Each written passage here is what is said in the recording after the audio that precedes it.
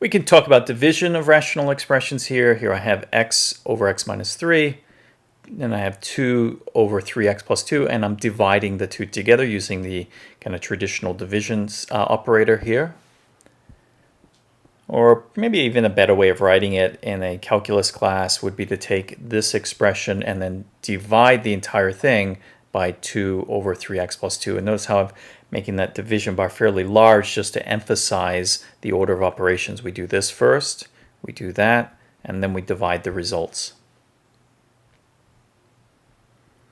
In order to carry out this operation, just multiply by the reciprocal of the denominator. So it'll be x over x minus 3, and then we'll multiply by 3x plus 2 over 2. To multiply rational expressions, we just multiply across. So I'll have 3x squared plus 2x, and then I'll have 2x minus 6, and we're done.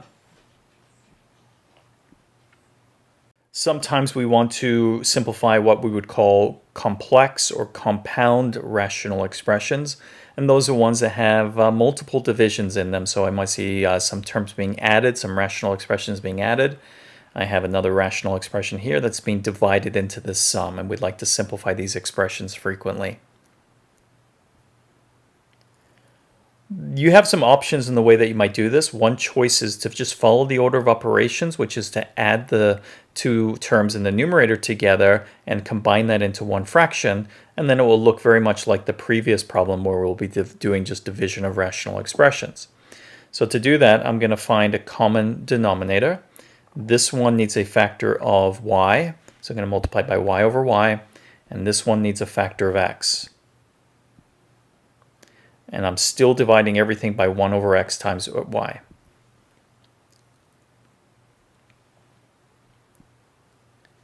So now there will be a common denominator of x times y in the numerator.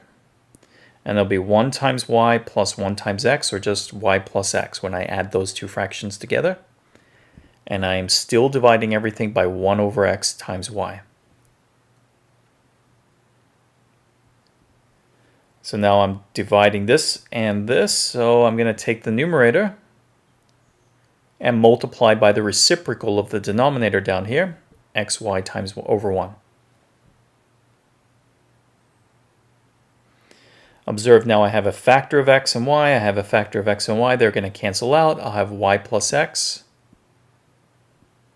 and those will cancel out completely when I multiply, and I'll just be left with y plus x.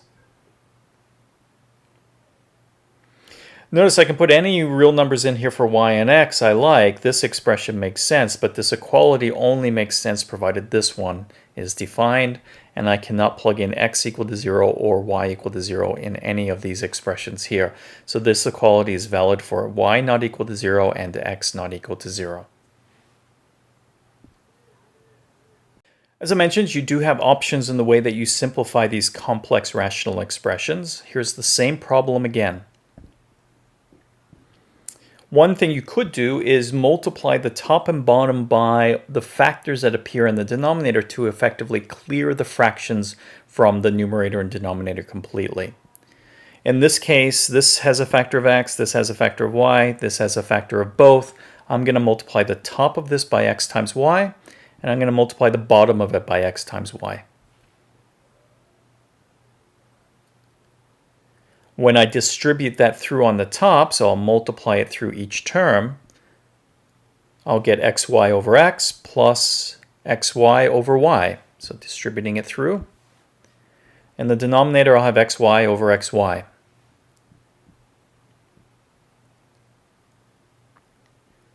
By design, every factor in a denominator of these smaller terms will cancel out completely. So I'll have x's canceling here, giving me just y. I'll have y's canceling here, just giving me x, and then these will both cancel to give me 1. And so we see again the same expression that we got before, y plus x.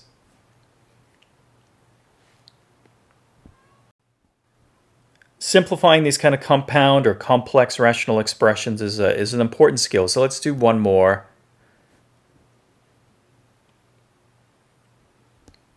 You could, if you like, first find a common denominator and simplify the numerator here that I'm circling. Instead, I'm going to multiply the top and bottom by the necessary factors to make all the fractions in the numerator cancel out. So I'm just surveying the expression here. This has a factor of x plus 1. This has a factor of x plus 2. I'm going to multiply the top and bottom by those two factors. I'm not worried about the x minus 1. There's no extra ratio in here. There's no rational expression in the denominator to want to clear denominators off.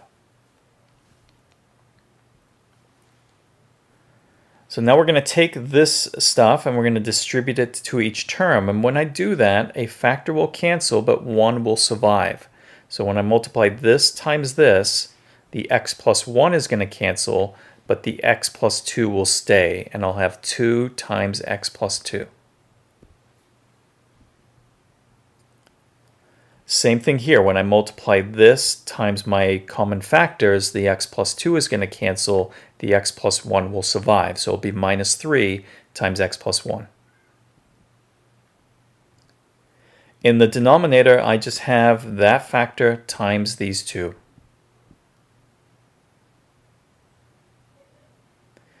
One of the keys to doing this carefully is just writing carefully. Notice how I've kind of keep the division line aligned here to help me kind of keep track of what I'm applying these things to. I'm going to simplify the numerator now just by distribution of terms. 2x plus 4 minus 3x minus 3. Denominator, still the same product of three factors. Then we just combine like terms. I see 4 minus 3 gets me 1, and I see 2x minus 3x gets me minus x, and I have the same denominator as before.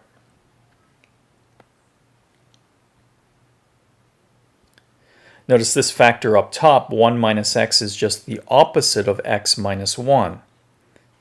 And I wrote it that way because I see a factor of x minus 1 in the denominator. Minus x plus 1, same thing.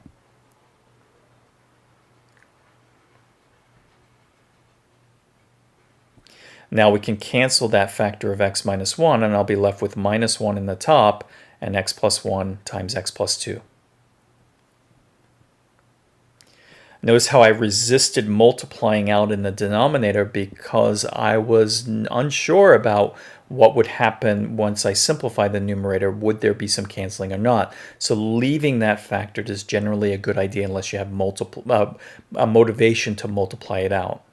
Now I will. X squared plus 3x plus 2, and there's our final answer. Notice that this expression here is defined provided x is not negative 1, nor is it negative 2. Same restrictions apply to this expression with the additional restriction that x is not 1. So this is equal to this for x not equal to 1, minus 1, and minus 2.